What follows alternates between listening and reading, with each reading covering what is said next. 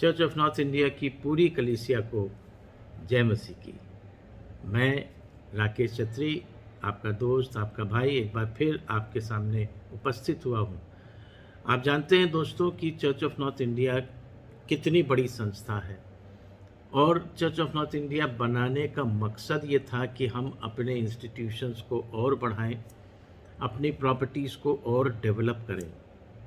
Unfortunately आप जानते हो, हर संस्था में सभी अच्छे नहीं होते, सभी बुरे नहीं होते। कुछ अच्छे होते हैं और कुछ बुरे होते हैं, और जो कुछ बुरे होते हैं वो कभी कभी इतना बुरा काम कर जाते हैं, इस हद तक कर जाते हैं कि जो बाद में आता है उस संभालने उसके इक्विवेलेंट पद पे, उसके लिए संभालना मुश्किल हो जाता है। जैसा कि आप जानते हैं कि पिछले सालों में पीसी सिंह के कार्यकाल में कितना ज़्यादा, हद से ज़्यादा बुरा हो गया, चर्च का बुरी तरह डैमेज हुआ। और डैमेज कैसे हो गया? हमारे यहाँ दो ही चीज़ हैं हमारे पास लैंड है, हमारे पास इंस्टीट्यूशंस हैं, हमारे पास हॉस्पिटल्स हैं। ये तीन चीज़ों में बुरी तरह का डैमेज हुआ।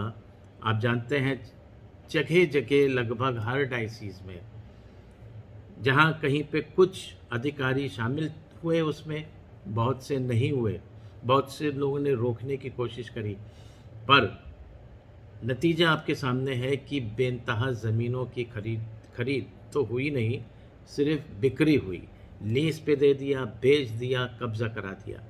यानी कि जो हम लोगों को विरासत में ज़मीनें मिली थी कि डेवलप करके समाज का भला करो, अपने क्रिश्चियन भाई बहनों का भला करो, तो भला करना तो दूर, जो रिसोर्सेज थे उसको भी हम लोगों ने ख़त्म किया। खैर, बहुत डिटेल में नहीं जाएंगे। एक मसला नासिक का अभी आया सामने, और उसमें आप जान रहे हैं आजकल जो लोग महाराष्ट्र में रहते हैं और ख़ासतौर से नासिक और उसके आसपास, वो जानते होंगे कि वहाँ पे एक बहुत बड़ा विवाद चल रहा है कि नासिक डायसिस में दो ग्रुप बन गए हैं। एक ग्रुप जो डायसिस के वर्कर्स हैं, उसमें डायसिस के अधिकारी हैं, ऑफिस बेरर्स हैं, और दूसरा एक और ग्रुप है जो कि डायसिस को सपोर्ट कम कर रहा है या लगभग नहीं कर रहा है। और एक प्रकरण सामने आया है कि एक बंगला है झांसी में, बंगला नंबर 26 ये मेरे पास है लिखा हुआ, और इस बंगले के चारों तरफ 1 एकड़ लैंड है। ये लैंड आईसीटी की है, और मसला है कि इस लैंड को जो है लीज पे दे दिया गया है। तो है ना, ये बहुत सीरियस इशू।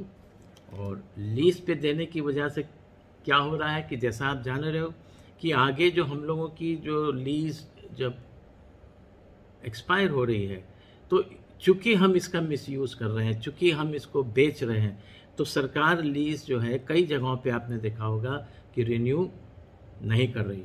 और ये चीज़ पे हम लोग कुछ कर भी नहीं सकते, चूँकि हम देख रहे हैं कि लैंड का मिसयूज़ ज़्यादा हो रहा है, यूज़ कम।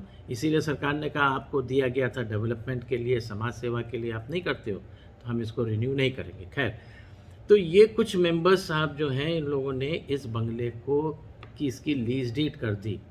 अब ये प्रॉपर्टी आईसीटी की है, church of North India senate में इसकी कोई जानकारी नहीं आई। Church of North India head office है, कोई समस्या होती है तो हम सीधे church of North India 16 Pandit Pant Marg भागते हैं और अपनी समस्या रखते हैं। जब ऐसे काम होते हैं तो वहाँ पे उनको जानकारी ही नहीं, दूसरे सूत्रों से पता पड़ता। तो हम लोग को भी पता पड़ा। जब हम लोग को पता पड़ा तो हम लोगों ने इन दोनों ग्रुप को बुलाया, और हम लोगों ने इनको बुलाया एक बार 25 अक्टूबर को न्यू दिल्ली में सीएनआई भवन में। उसमें जो ऑफिस बेरर्स हैं डायसिस के नासिक के, वो लोग मौजूद रहे। उसके बाद जो दूसरा ग्रुप था, जो कहा जा रहा है कि वो इस लीज डीड में शामिल है, मैं कह रहा हूँ कहा जा रहा है, ये जांच का विषय है, और वो लोग नहीं आए। हुआ क्या कि एक चिट्ठी आती है मॉडरेटर सर के पास कि साहब ये जो है आप लोग ये इसको ठीक नहीं कर रहे हैं। और इसमें शुरुआत में ये हुआ कि बिशप वहाँ के गायकवाड़ साहब थे, बिशप ऑफ नासिक मौजूदा जो थे उस टाइम, कि इनको हटाओ। डिस्प्यूट हुआ, बहुत तगड़ा फ्रिक्शन हो गया आपस में, और ये हुआ कि बिशप गायकवाड़ को हटाओ। तो बिशप गायकवाड़ साहब ने एग्जीक्यूटिव कमेटी से, मॉडरेटर सर से, ऑफिस बेरर से रिक्वेस्ट करी कि हमको जो है यहाँ से ट्रांसफ़र किया जाए, क्योंकि यहाँ पे काम करना बहुत ज़्यादा मुश्किल हो रहा है, बहुत ज़्यादा ह्यूमिलेशन होता है, बहुत बेइज्जती होती है। तो ये सोच के मॉडरेटर साहब और ऑफिस बेरर्स ने ईसी एग्जीक्यूटिव कमेटी में इस मैटर को रखा और बिशप गायकवाड़ का ट्रांसफ़र कोल्हापुर कर दिया ताकि ये मसला हल हो जाए। वहाँ पे एक मॉडरेटर कमिश्नरी भेज दिया। अब क्या हुआ कि एक लेटर आता है कि मॉडरेटर साहब के पास, इसमें इस बंगले का लीज डीड का कोई जिक्र नहीं है। फेक एलिगेशन जैसे आप लोग लगाते ही हैं, आप जानते हैं कि लोग लगाते हैं, आप लोग नहीं, लोग लगाते हैं। कुछ नहीं मिला तो सीएनआई सीनेट, ऑफिस बेरर्स, कुछ नहीं मिला तो मॉडरेटर साहब हैंड इन ग्लव्स हैं, वो जो है पैसा खाते हैं, वो जो है आग बंद कर रहे हैं, जो ज़मीनें बिक रही हैं उन्हें सब मालूम है, वो भी हिस्सेदार है। और ऐसी ऐसी चिट्ठियाँ उन्होंने गवर्नमेंट अधिकारियों को भी लिख दी, पीएमओ ऑफिस में लिख दी, मुख्यमंत्री ऑफिस में लिख दी कि साहब मॉडरेटर साहब along with office bearers and CNI senate executive members, ये सब के सब जो हैं ज़मीन बेचने में लगे हैं और इस तरीके से डैमेज हो रहा है हमारे चर्च का, ऐसी चिट्ठियाँ लिखते हैं। और ऐसे ही एक करके उन्होंने चिट्ठी लिखी कि हम 25 तारीख को पिछले महीने जंतर मंतर पे हम एक हंगर स्ट्राइक करके धरना प्रदर्शन करेंगे। फिर इनको जो है बात हुई लोगों से कि भाई आप आके पहले बात करिए, आप बात करने के बाद आप जो है जो आपकी इच्छा हो आप करें। देखिए, हंगर स्ट्राइक करना, धरना प्रदर्शन करना, ये हम सबका मौलिक अधिकार है। इससे ना कोई चर्च डरता है, ना हमारा सीएनआई डरता है, ना हमारे सीएनआई सीनेट वाले डरते हैं, ना ऑफिस बेरर डरते हैं, ना मॉडरेटर डरते हैं। आप करो, आपका मौलिक अधिकार है, आप कर सकते हो, हम भी तो कर सकते हैं, हम भी करेंगे अगर ऐसी ज़रूरत आई कभी। तो हमें आपके धरना प्रदर्शन पे कोई एतराज़ नहीं। एतराज़ church of North India CNI senate को इस बात पे रहा, हमारे मॉडरेटर साहब और ऑफिस बेरर्स को इस बात पे रहा कि आपने बिना साक्ष्य, बिना एविडेंस, आप जैसे जो मैं आपसे बात करता हूँ विद एविडेंस, मैं अभी भी जो बात कर रहा हूँ वो मैं आपको विद एविडेंस के साथ ही बात कर रहा हूँ। तो ऐतराज़ ये हुआ हम लोगों को, ऑब्जेक्शन हमारा ये रहा कि आप सरकारी अधिकारियों को आप मिसगाइड कर रहे हैं, गलत गलत लिख के आप डिफेम कर रहे हैं मॉडरेटर साहब को कि वो हैंड इन ग्लव्स हैं। किसके हैंड इन ग्लव्स हैं? इसका कोई सबूत है आपके पास? कुछ प्रमाण हो तो आप दीजिए। और इसलिए एक बार फिर इनको मौका दिया गया कि आप आइए, और 7 तारीख मर्जी से इनकी फिक्स हुई और अभी 7 को इनमें से फिर कोई नहीं पहुंचा, सिर्फ हमारे ऑफिस बेरर्स और जो नासिक डायसिस के थे वो पहुंचे। और इस बार इन्होंने क्या धमकी दी कि हम सीएनआई भवन के सामने धरना प्रदर्शन करेंगे। तो मैंने फिर आपसे कहा धरना प्रदर्शन आप कहीं करो, पर सवाल यह है कि चर्च को अगर आप डिफेम करोगे बिना एविडेंस के तो फिर डिसिप्लिनरी एक्शन होगा। और यही निर्णय लिया गया कि अक्टूबर में कि इन लोगों ने, जिन्होंने आपके सरकारी अधिकारियों को सरकारी ऑफिसेज में जो इस तरीके का चार्ज लगा के गलत ब्लेम करके मॉडरेटर साहब को और अदर ऑफिस बेरर्स को कि आप सब हैंड इन ग्लव्स हैं, इनके लिए इनको एक चिट्ठी जारी की गई, वो लीगल नोटिस, ये निर्णय लिया गया पूरा कि आप इसका एक्सप्लेनेशन 15 दिन में दीजिए विद एविडेंस। यदि आप नहीं देते हैं तो आपके विरुद्ध नियम अनुसार लीगल कार्रवाई की जाएगी। जैसे ही ये चिट्ठी पहुंची, अब उसके बाद मुद्दा ये हो गया कि हमको लीगल नोटिस क्यों भेजे, यानी कि हम कुछ भी इल्ज़ाम लगा दें, किसी को भी बदनाम कर दें, हमें कोई कुछ ना कहे, हमारे ऊपर कोई एक्शन ना हो। तो उसके बाद इन्होंने ये कहा हम सीएनआई भवन पे धरना देंगे। फिर भी मॉडरेटर साहब ने कहा नहीं, चलो पहले बात करो। बात करने के लिए फिर सब इकट्ठा हुए, लेकिन ये लोग फिर नहीं आए। और इस बार एक और डिमांड आई कि बिशप गायकवाड़ साहब को वापस भेजो। ये वही ग्रुप है जिसने कहा डायसिस ऑफ नासिक में बिशप साहब को हटाओ यहाँ से। अब ये नई डिमांड की बिशप साहब को वापस लाओ। अब आप जानते हैं प्रशासनिक मैटर्स में हर चीज़ जो है नियमानुसार होती है, कॉन्स्टिट्यूशनली होती है, और जो भी हम कहें उसके हमारे पास एविडेंसेस होने चाहिए, डॉक्यूमेंट्स होने चाहिए। तो सवाल ये आया कि हम हर चीज़ जो है, अगर चर्च ऑफ नॉर्थ इंडिया लोगों के कहने से एक्शन लेगी तो फिर चर्च तो चल चुका।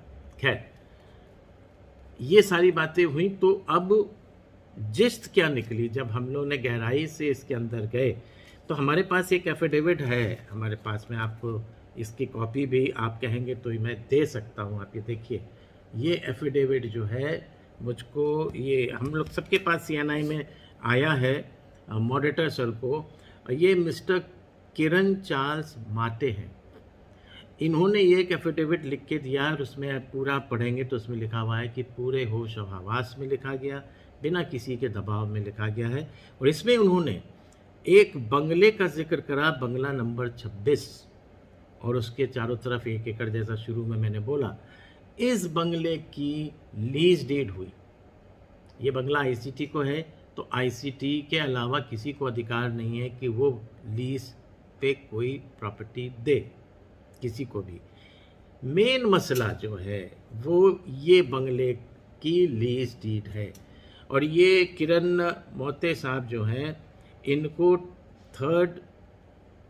3 तारीख मार्च की 2015 को इनको एक प्रॉपर्टी कमेटी में लिया गया। और लिया था इनको जो हम पूर्व बिशप जो थे, बिशप ऑफ नासिक डॉक्टर कामले साहब, इन्होंने इनको लिया था। इस एफिडेविट में ये स्पष्ट लिखा है किरण जी ने कि गायकवाड़, बिशप गायकवाड़ साहब और इनके एसोसिएट, अब कौन कौन है इनके एसोसिएट, मैं नाम तो जानता नहीं इन लोगों का, इन्होंने मिलके फर्जी डॉक्यूमेंट्स बना के और इनके किरण माते साहब के नाम से करस्पॉन्डेंस करी। और ये ज़मीन जो है ये शायद क्या वहाँ के कैंटनमेंट बोर्ड से भी ताल्लुक़ रखती, शायद उसी एरिया में है। तो जो कैंटनमेंट बोर्ड जो इनका है, cantonment office southern command DEO Pune, यहाँ पे किरण माते जी का कहना है कि मेरे नाम से करस्पॉन्डेंस करी गई और उस ज़मीन को लीज पे दे दिया गया। तो इनका ये कहना है, इन्होंने एफिडेविट में लिखा कि जब मुझे इसकी जानकारी हुई इस लीज डीड की, तो मैंने तुरंत RTI के थ्रू डॉक्यूमेंट्स निकाले और तुरंत मैंने जो है लिख के वहाँ पे दिया कि ये मेरे संज्ञान में ये लीज डीड नहीं है, मेरा नाम जो भी इसमें शामिल किया गया किसी भी रूप में वो बिल्कुल गलत है। और उन्होंने ये एफिडेविट मॉडरेटर को भी दिया कि ये कल को, और ये बड़ा अच्छा कदम है, इन्होंने एक अच्छा स्टेप लिया कि यदि आप इसमें शामिल नहीं हैं तो एक एफिडेविट आप दें, इसमें आप की जो आप कह रहे हो उसकी सत्यता दिखती है। तो भाइयों बहनों, ये मैटर जो आया जब ऐसा, तब ये पता पड़ा कि ये पूरा मसला, धरना देंगे हम, सेनाई भवन पे देंगे, जंतर मंतर पे देंगे, यहाँ देंगे वहाँ देंगे, ये सिर्फ माइंड डाइवर्ट करने के लिए था कि ये जो लीज वाला मटेरियल है, जो हुआ है काम, कांड हुआ है, ये दब जाए। और चर्च ऑफ नॉर्थ इंडिया को हम धरना प्रदर्शन के दबाव में इतना ले लें, CNI सीनेट को, कि ये वो तो भूल जाएं और आपको बैठा के आपके जैसी बात करें, आपको खुश करें, जो कि बिल्कुल असंभव है। अब आते हैं, आपको हम दिखाते हैं कि कल हमारे पास एक मेल ये आया, व्हाट्सएप मैसेज चल रहा है। व्हाट्सएप मैसेज जो है मैं आपको दिखाता हूँ कि, एक सेकेंड,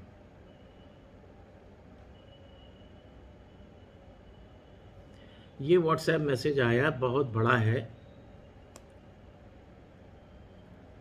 ये देखिए, ये इसमें जो है लिखा हुआ है कि साहब, ये जो गायकवाड़ साहब, बिशप गायकवाड़ से मॉडरेटर साहब जो हैं वो रिवेंज ले रहे हैं।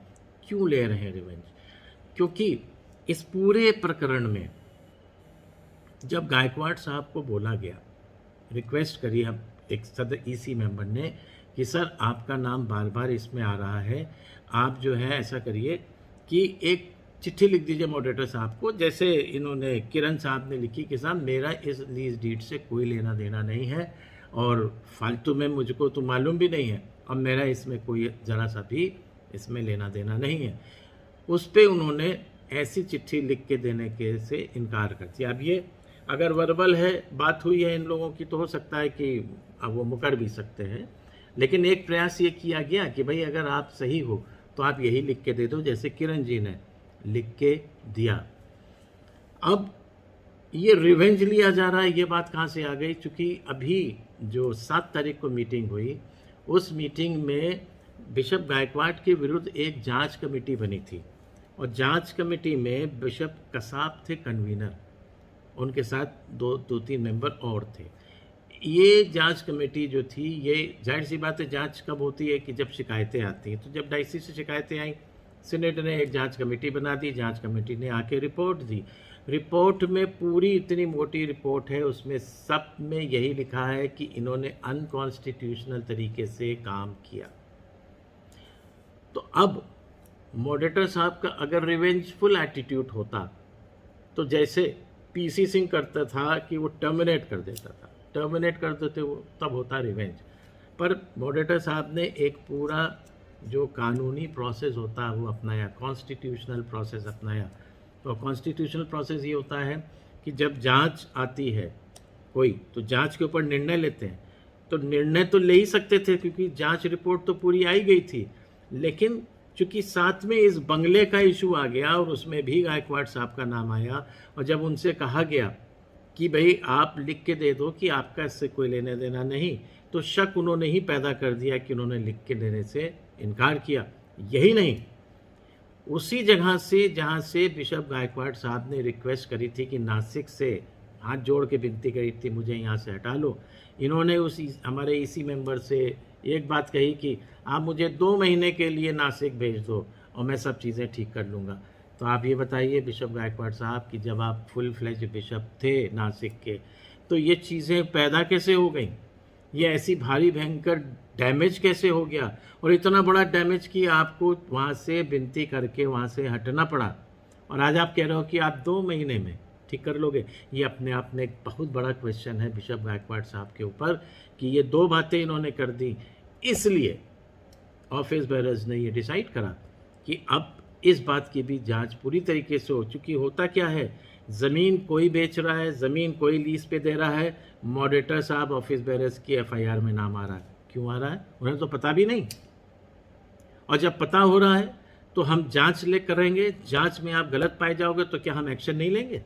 तो एक्शन लिया गया और कोई एक्शन गलत नहीं है, सब एज पर कॉन्स्टिट्यूशन है। एक चीज़ आप बच्चों ध्यान में रखिए, चर्च के हित में एक्शन जो लिया जाता है वो कॉन्स्टिट्यूशनली होगा। लोग सीनेट में इतने बेवकूफ़ नहीं हैं, और हमारे मॉडरेटर साहब भी वाइज हैं, उनके पास भी ब्रेन है, उन्हें भी मालूम है कि बाद में कोर्ट कचहरी होगी तो क्या कोई कि जो एविडेंस वाली बातें हैं, जिनके साथ एविडेंस है आप वो मानेंगे। तो बिल्कुल भी भ्रमित नहीं होइए।